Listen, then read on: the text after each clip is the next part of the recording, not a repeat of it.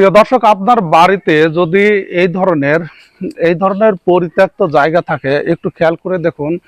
যে যে জায়গাটাতে রোদ লাগে ঠিক সেই ধরনের পরিত্যক্ত জায়গা থাকলে সেই জায়গাটি অবশ্যই আপনি ফেলে রাখবেন না।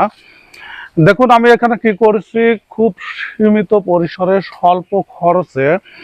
বাঁশের ফ্রেম দিয়ে একটি মাচা তৈরি করেছি এবং সেই মাচার উপর বাঁশের যে কুঞ্চি আছে সেই কুঞ্চিগুলো আমি দিয়ে দিচ্ছি এবং তারপরে এখানে কিছু সবজি উৎপাদন হবে। বিশেষ করে লাউ, সিম, চাল কুমড়া, এগুলো কিন্তু আপনি ইচ্ছা করলে আপনার বাড়িতেও এখানে আরেকটি খুঁটি দিয়ে দিতে হবে, অর্থাৎ এই বাঁশটা একটু দুর্বল হয়েছে, অর্থাৎ এই খুঁটিটা আমরা এখানে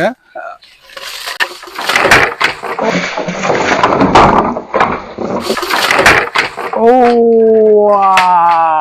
প্রিয় দর্শক, সব শেষ।